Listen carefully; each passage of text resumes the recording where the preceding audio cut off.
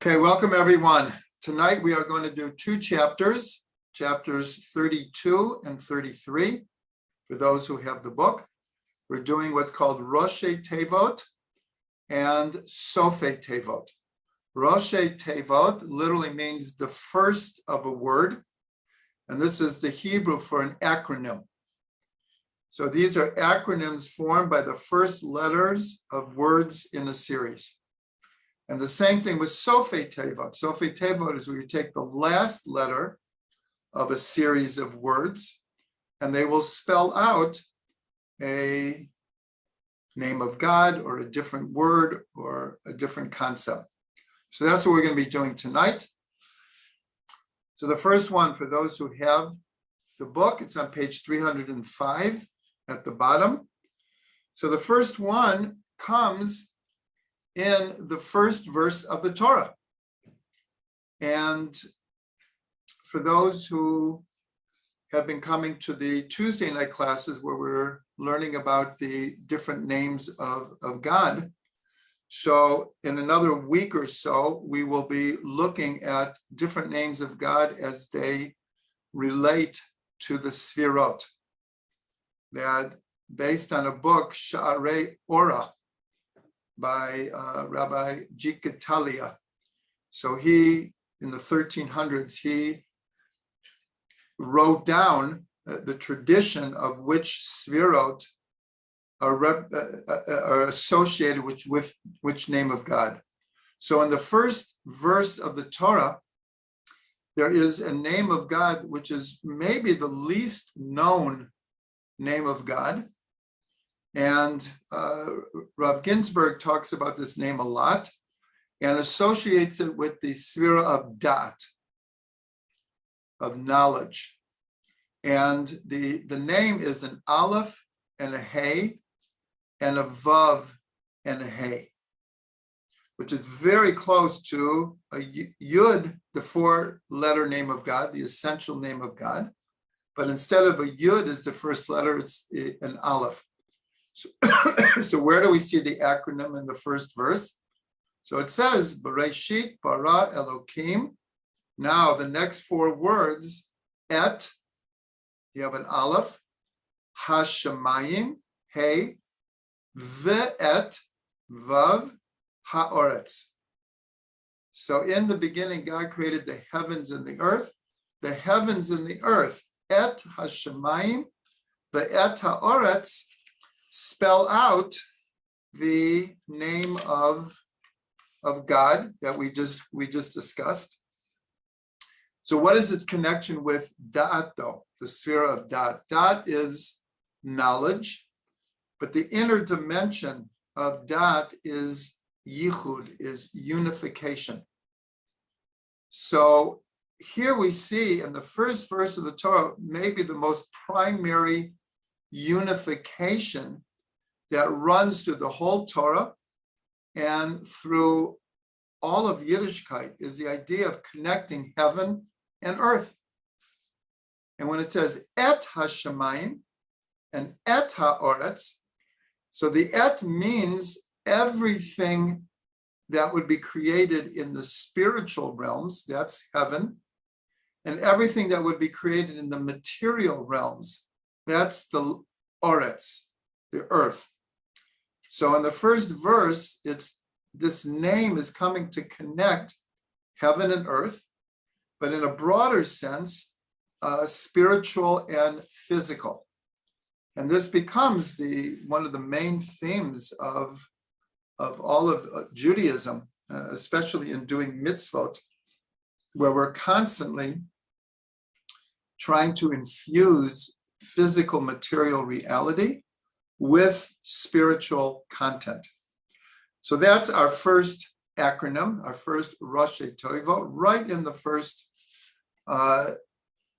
word of the Torah. Later, when we do the final letters, we'll see another one also in the first verse, but I'll wait till we get there.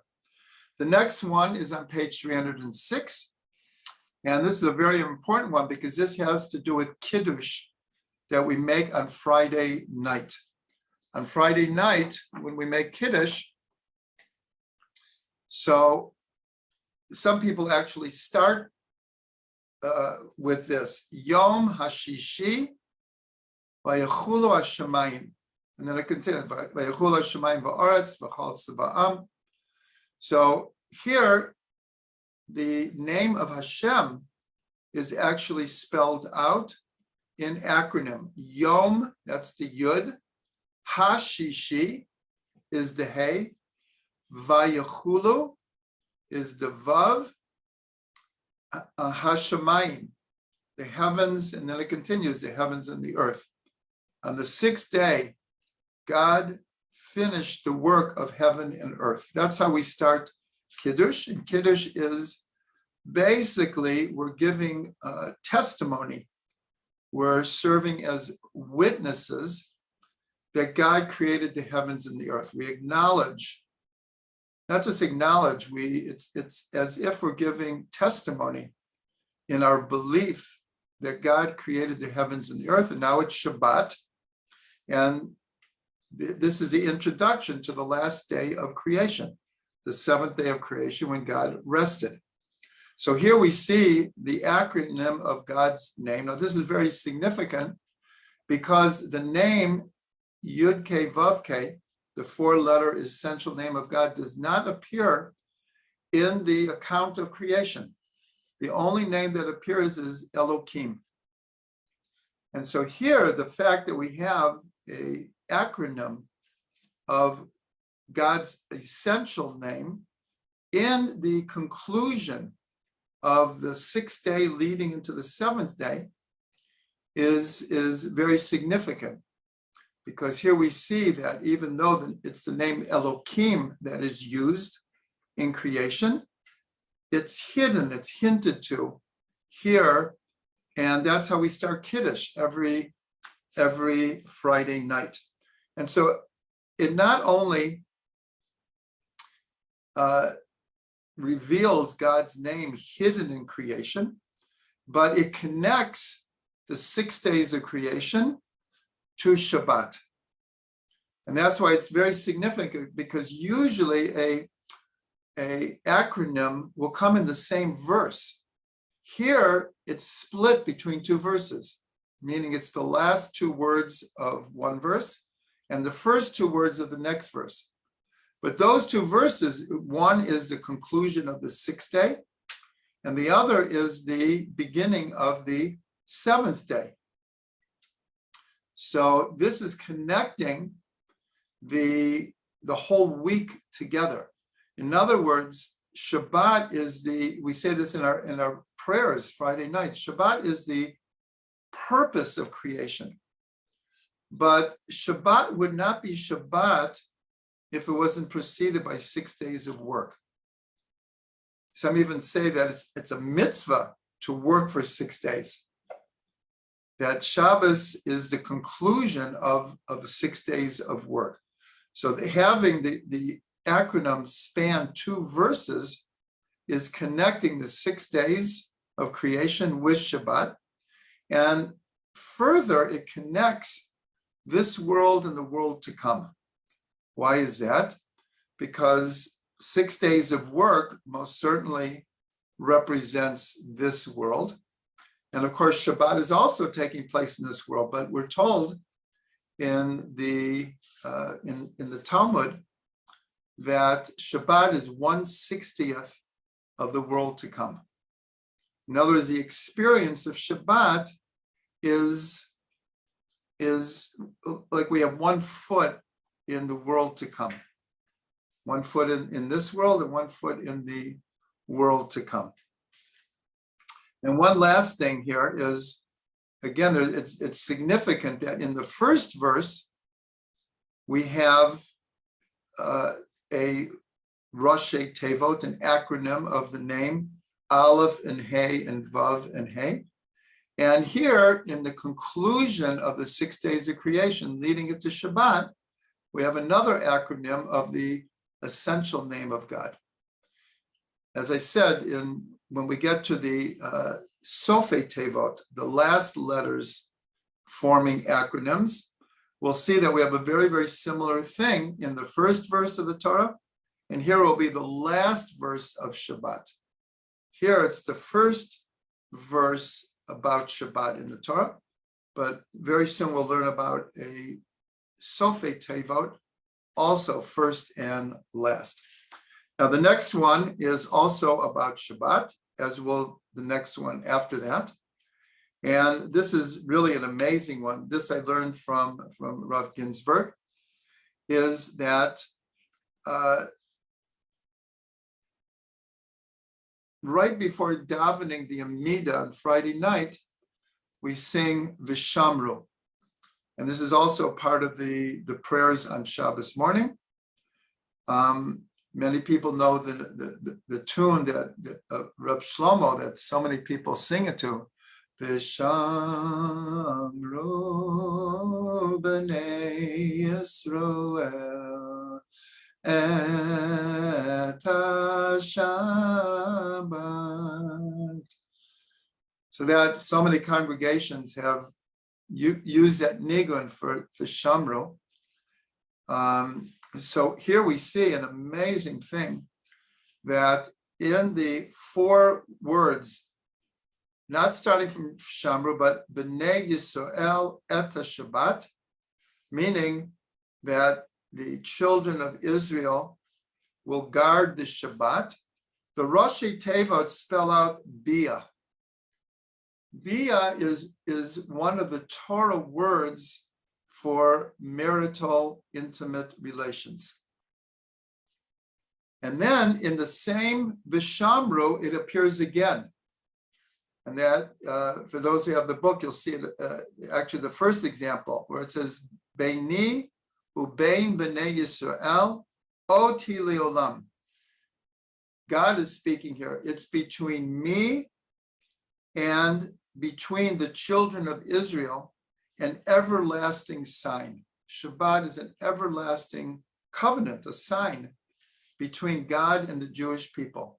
So there again, in the words, B'nei Yisrael et HaShabbat, spells out the same word, Bia, which again is the Torah word for intimate marital relations.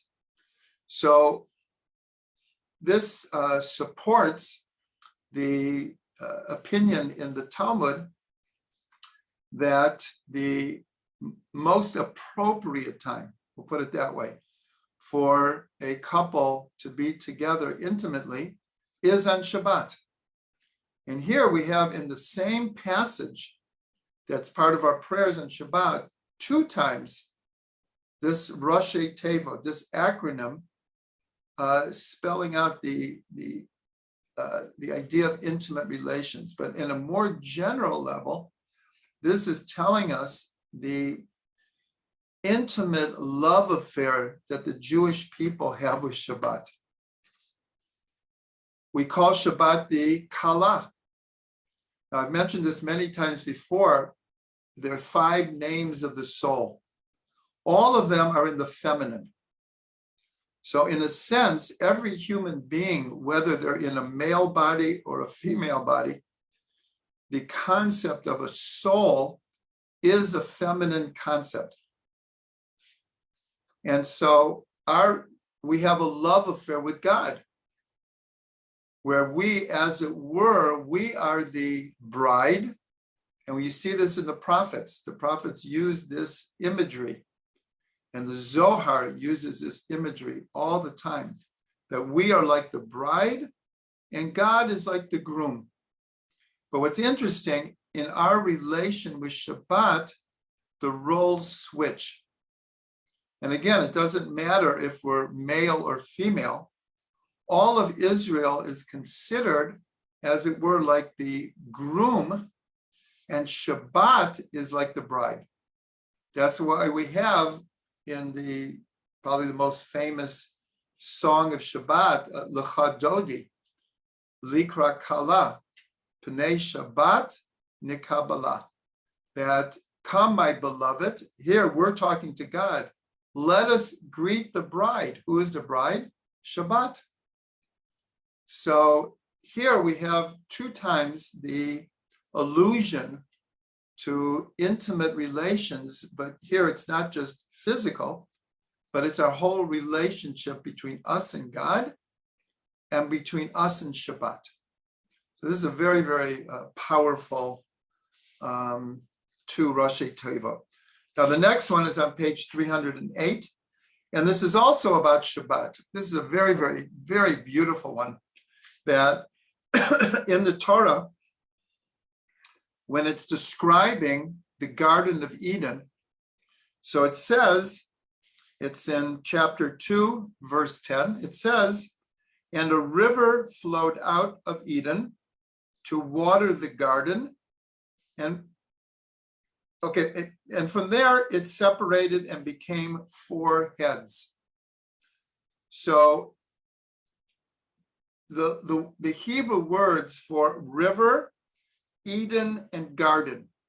Again, a river flowed out of Eden to water the garden.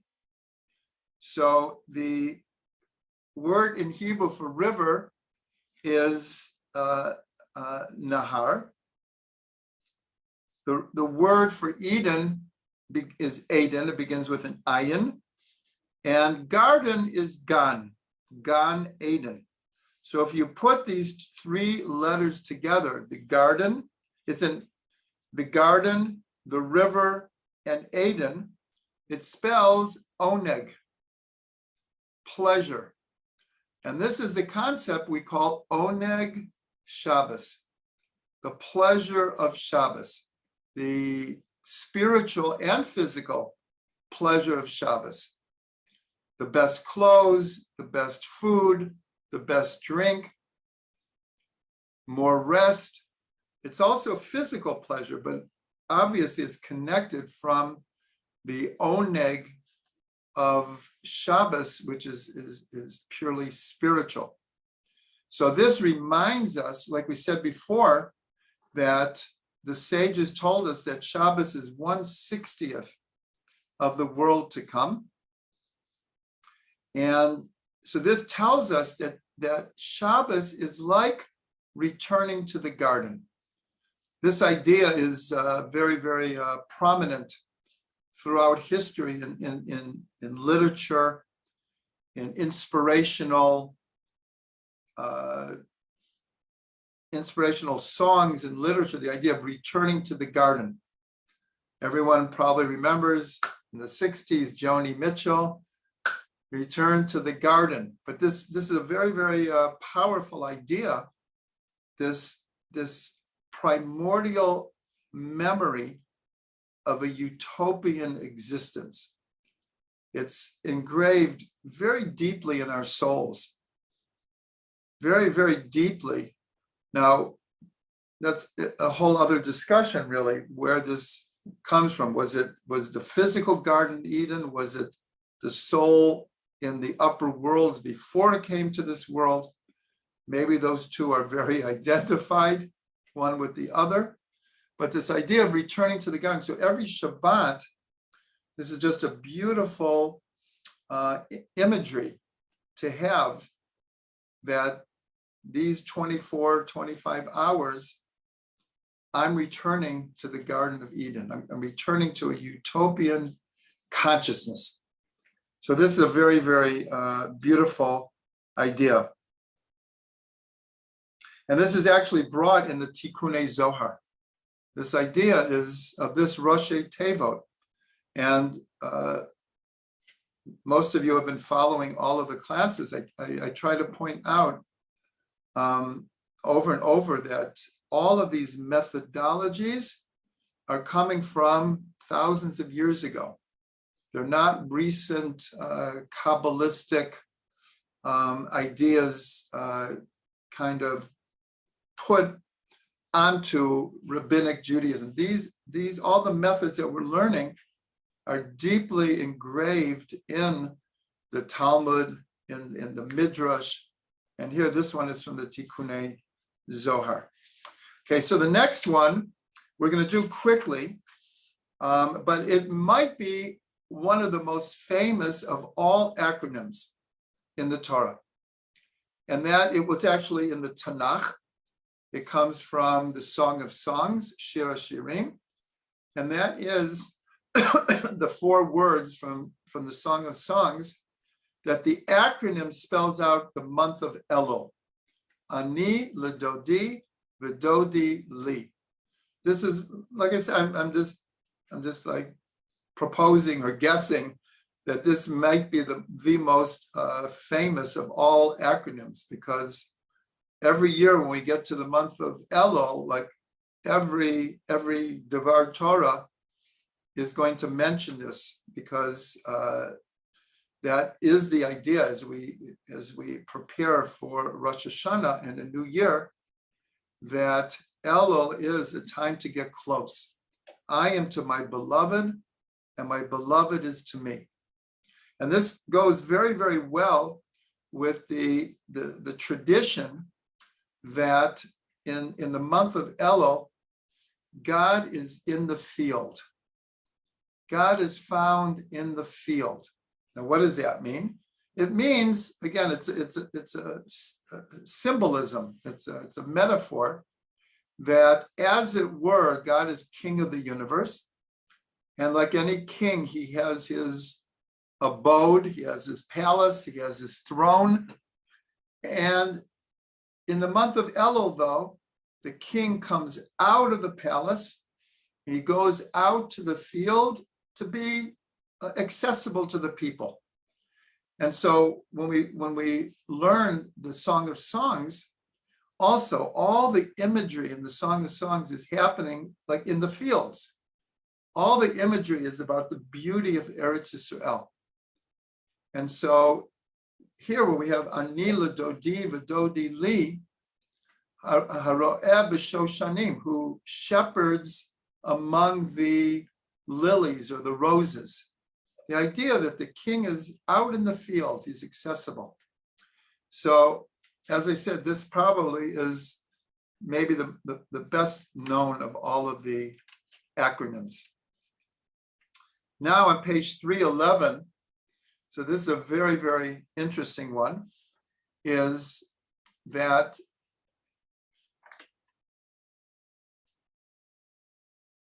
I'm just trying to see where I'm not even sure where the source is. This could have been from the Arizal, where in Kohelet, where it says, excuse me. So it says, what has been is what will be, and what has been done is what will be done, and there is nothing new under the sun. Also a very well-known verse from Kohelet, Ecclesiastes. So again, I'm looking here, and I don't quote a source, but I think it's from the Arizal, who took the words Ma shehaya hu sheyeh, that which was, that is what will be. So the first 3 words, Ma shehaya hu, so the first 3 letters spell out Moshe. Spell out the name Moshe. So the question is, what is the meaning here? Why is Moshe connected to that which was, that is what will be? So there's really 2 traditions here. There's the tradition that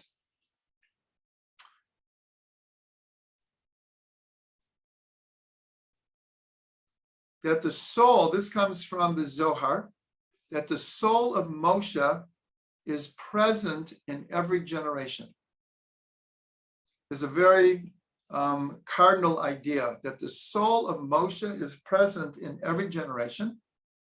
And what this is taken to mean is that the soul of Moshe will incarnate, or at least part of the soul will incarnate in the leader or one of the leaders of the generation. Because Moshe is there's 2 ideas about reincarnation. One is that a soul comes back in order to fix something that was left undone. Doesn't necessarily mean that someone did something wrong, but it could be that someone needs to fix something, or it could just be that someone's full potential was never realized, was not actualized. and a soul needs to come back and to like finish the work. Another reason is that a soul in its own right sometimes does not need to come back at all, but will come back because of the need of the generation. So it's interesting that Moshe has both of these qualities.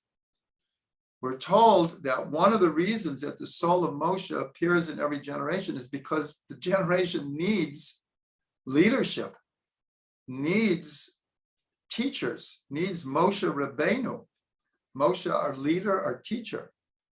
But also, interestingly enough, we're told that because Moshe decided pretty much contrary to God's advice, he took out what's called the mixed multitude, the Erev Rav. And that Erev Rav caused tremendous problems in the desert. And the ripples of his taking out the Erev Rav, in a sense, continue to reverberate through the generations. So it's told that Moshe has to come back in every generation and fix this. Now there's another tradition, and that's what's written in here in the 70 faces, is the tradition, the phrase goes, Hu hagoel harishon, Hu hagoel ha'acharon. He is the first redeemer, and he is the last redeemer. In other words, that which was is that which will be. And so we're told Moshe, the soul of Moshe, along with King David, will be the soul of Mashiach. And in fact, the first two letters of Moshe are the first two letters of Mashiach, Mem Shin. So it's said that he, Moshe, is the first redeemer, and he will be the last redeemer. So that's what it says in Kohelet. Exactly. It says, Ma Shehaya Hu Shiyah. And it spells out the name Moshe.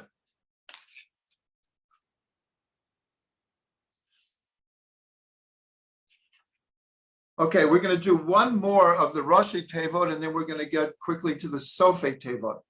So the last one I want to do for the Rashei Teivot is the it's connected to Megillat Esther. This week, of course, is Purim, and we read the Megillah. And as is known, the name of God does not appear explicitly in the Megillah. It's not there, it's missing. The name is not mentioned even once. But in the Megillah, a number of times are acronyms of Yud and Hey and Vav and Hey. And in fact, there are some Megillahs that are written that, as it were, bold these Rashei Teivot in the Megillah. Not every Megillah does this, but some will point out where the name Yud-Kei Vav-Kei is in an acronym. And probably the most important and the most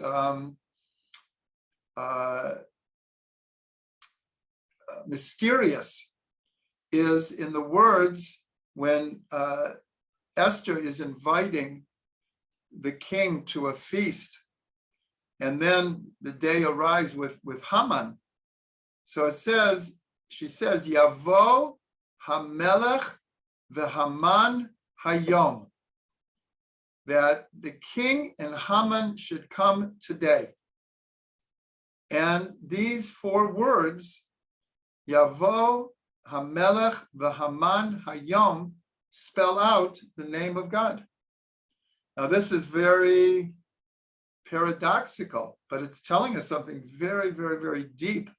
This is what the Baal Shem Tov called Ra Kisei Latov, that evil is the throne or the seat of good. In other words, even though there are religions and philosophies that posit two energies in the universe. There's good and there's evil. This is like the source of the whole Star Wars story. There's the forces of good, of light, and the forces of darkness, of good and evil. And they are not unified. They're like battling each other. And of course, our belief is that even the creation of evil, or the possibility of evil, in order for there to be free will, is also coming from God. In other words, the Satan, the angel of death, the evil inclination, they are all doing their appointed jobs that God gave them to do. Now, for us, that's a big challenge. And in fact, it's one of the deepest meanings of the idea of Purim.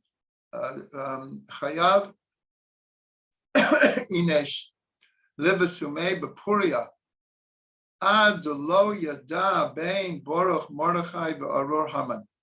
That it's an obligation on a person to drink a little bit more than usual, and to come to this place called until you don't know the difference between blessed is Mordechai and cursed is Haman. So this is obviously a huge concept, but the important thing is that ultimately everything is coming from God. Everything is part of the unity of God. And there's no doubt it's very challenging when dealing with evil in the world to understand that it has its place, it's doing its job. So that is this idea of Yavo Hayom HaMelech Yavo HaMelech v'Haman Hayom, that the king and Haman should come today together to the feast. At the end of the story, though, the separation is made. And of course, Haman is hung and Mordechai is elevated. So that's what we have to pray for this Purim, that this takes place in our world now, in our day. Okay, now we're going to the next chapter, chapter 33, and we're doing what's called Sofei Teivot. We're doing the same concept, but here we're taking acronyms formed from the final letters of words. So here we began our examples of Rashei Teivot from the first verse of the Torah.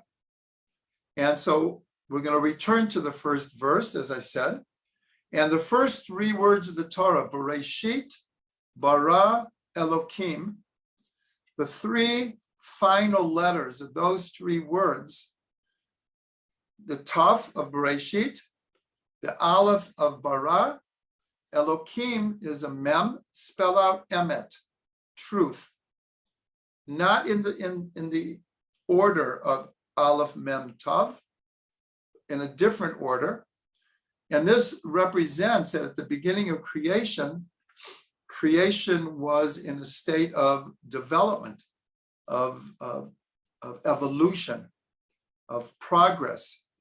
So here the word truth is spelled out in the last letters of the first three words.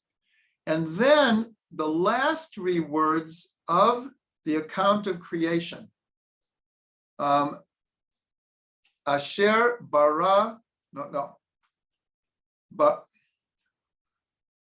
bara Elokim la'asot, that God created to make.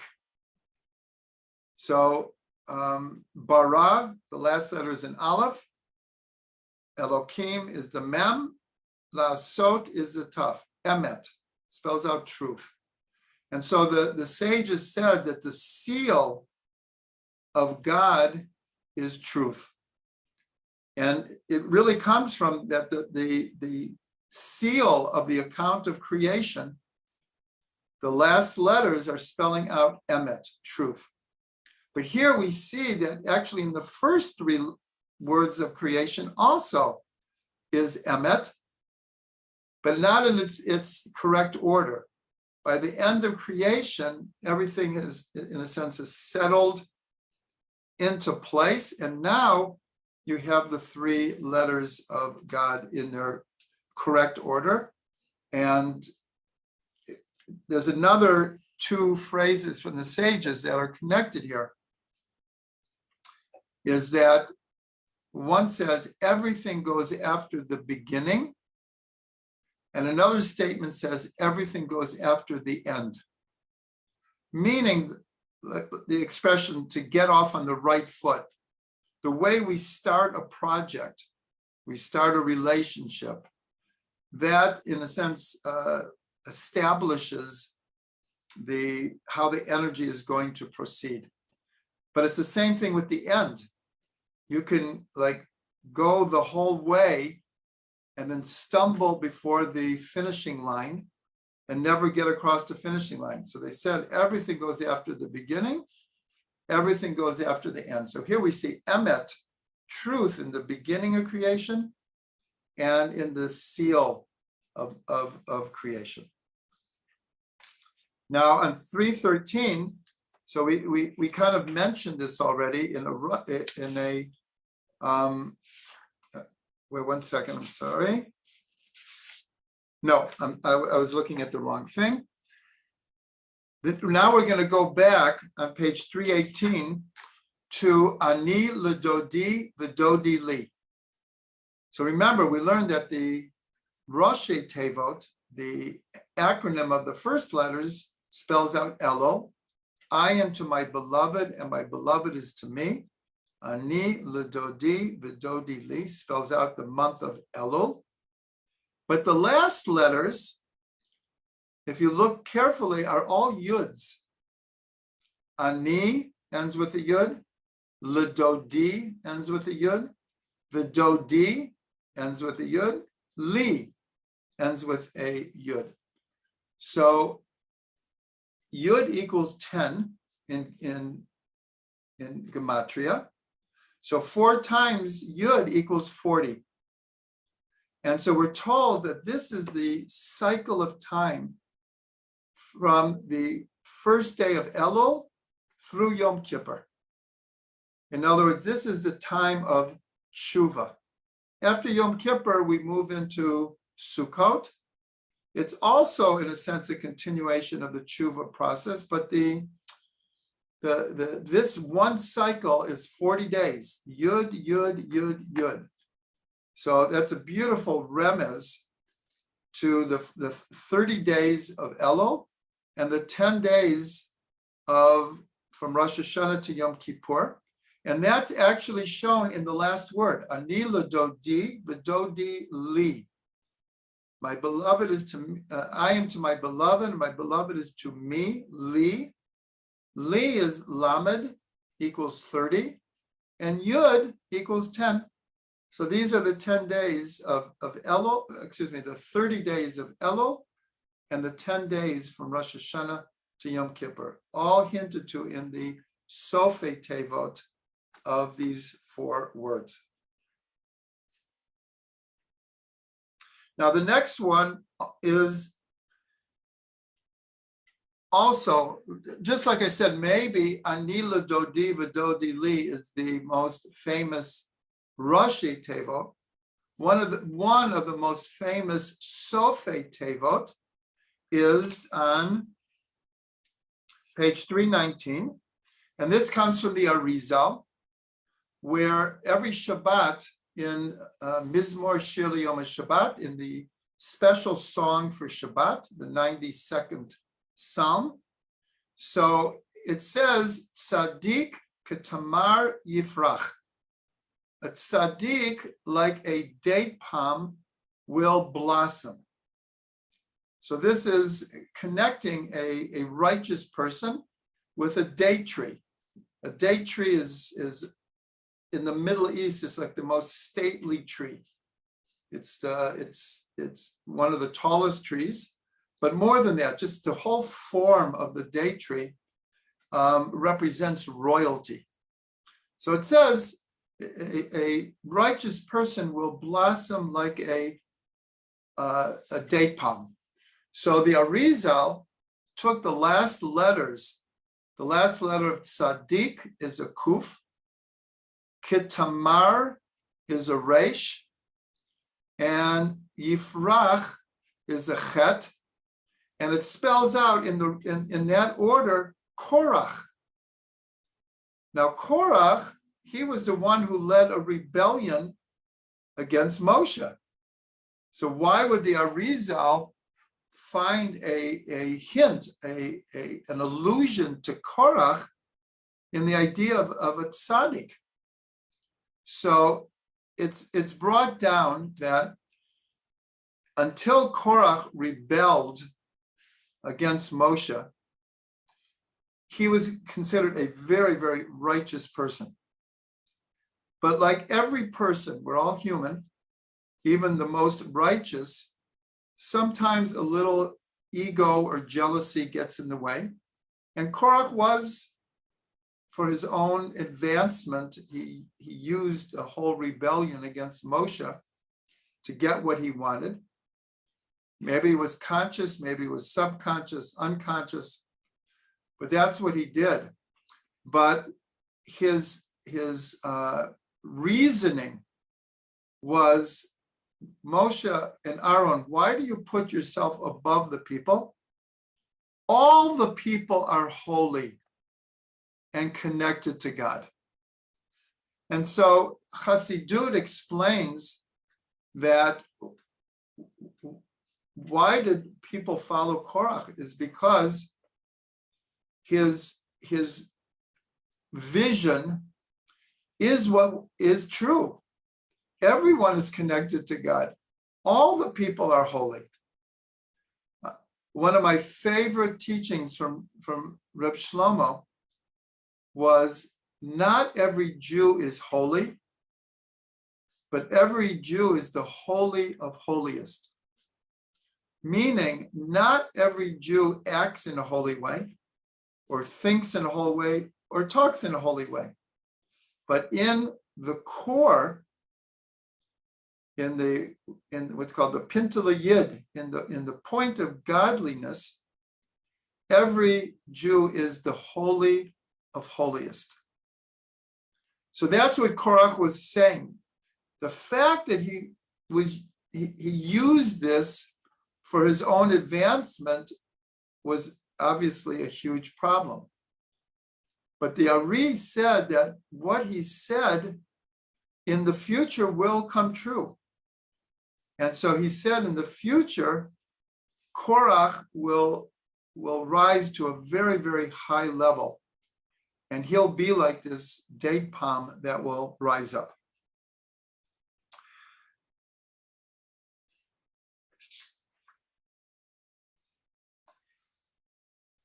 Okay, the last one we're going to do here is on page 319.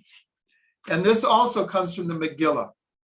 We ended our Rashei Teivot with an example from the Megillah, and we'll end with an example of the Sofei Teivot from the Megillah.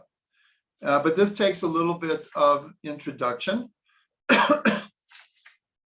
Is that there in the Sefer Yetzirah, the 22 letters are divided into 3 categories. I'm not going to go deeply into this, but there are 3 mother letters, which are called Aleph, Mem, and Shin. Mem is for water, Mayim. Shin is for Eish. And Aleph is for Avir, is for Ruach, air. There are 7 double letters. These are the letters that have 2 pronunciations. Some of them we know, others we've more or less lost the tradition, though some Sfardim have the tradition, like Bet and Vet, Pei and Fei, Chaf and Kaf. There's 7 letters that have 2 pronunciations. And then there are 12 what are called simple letters. The 12 simple letters correspond to the 12 months of the year. And the 12 months of the year correspond to 12 permutations of the four-letter name of God. So each month has a permutation of the letter of God. And along with that, over many years, and especially in the sefer called Bnei Yisachar, he finds hints to these permutations either in Rashei Teivot or Sofei Teivot. Of the 12 months, he finds 12 allusions in Rashei Teivot and 4 in Sofei Teivot. So one of the Sofei Teivot, the month of Tammuz, is the permutation of the name of God backwards. In other words, instead of Yud and Hey and Vav and Hey, it's Hey and Vav and Hey and Yud. And so what is the hint that is found? So that is in Megillat Esther in the 5th chapter, the 13th verse. This is Haman. Haman's at the top of the world at this point. He's been appointed second in command. Achashverosh has acquiesced to his request to wipe out the Jews. And he's walking, he goes past Mordechai. Mordechai will not bow down to him. And so Haman, in like a fit of anger and jealousy, says, Ze einenu shaveh li. In other words, everything that I have, all the power, all the money, none of it means anything to me as long as Mordechai won't bow down to me. Now, this is a classic example of human nature that I'm sure we can identify sometimes in ourselves or in others. This idea, you can have everything in the world, but there's one little thing that gets to you, and you say to yourself, none of that is worth anything if I don't have this one little tiny thing. So that represents the energy of Haman, this idea. So this phrase, Ze einenu shaveh li, the Sofei Teivot, the last letters of these 4 words spell out this permutation of God's name, and that is the month of Tammuz. Now, why would Tammuz have a permutation of God's name that's backwards? And this is a very, very, very, very important idea, that in the month of Tammuz is the 4th month of the year. The month of Nisan, we come out of Egypt. We go from slavery to freedom. In the next month, Iyar, we're on our way to Mount Sinai. In Sivan, we received the Torah. And then on the 17th of Tammuz, Moshe was supposed to come down with the 2 tablets of the law that were written with however we understand this, with the finger of God. And it was supposed to be the most elevated day since the creation of the world. Moshe is coming down with the 2 tablets from God. We were supposed to receive them, march into Eretz Yisrael. Moshe would have been the Mashiach, and he, like the Mashiach will do, he will rectify the entire world, bring the whole world together. But what happened on the 17th of Tammuz? By the way, 17 is gematria tov, the word tov, good. So this day in Tammuz was supposed to be the good day of Tammuz, the best day since the creation. What happened instead?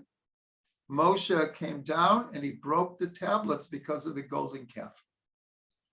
So in a sense, like history was going like this. Everything was like going up, and it was supposed to continue, just up and up and up.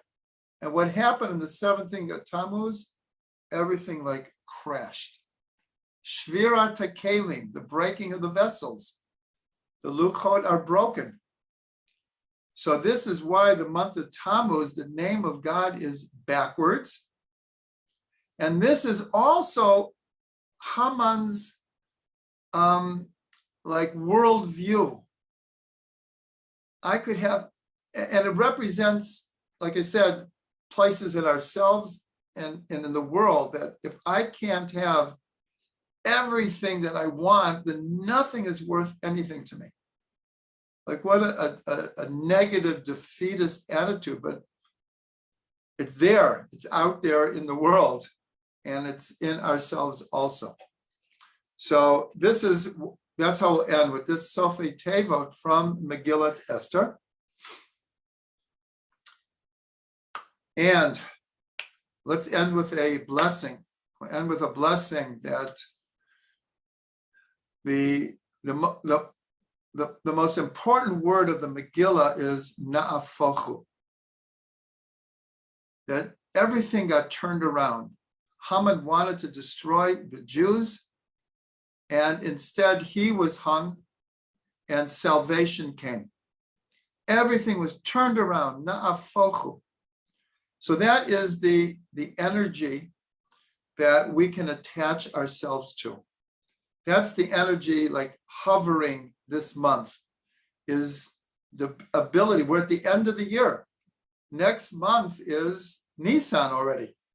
It's a new year, whole new energy. So in a sense, we're kind of at the end. When you get to the end is when you need to turn everything around. That's when you got to get across the finishing line.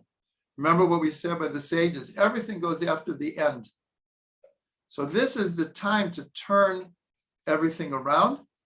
For those who were here in the beginning, so we played the song from Levi Yitzhak of Berdichev, who's buried in the Ukraine, and we prayed for peace in the world. So my blessing to all of us is that we should all merit to see a na'afochu.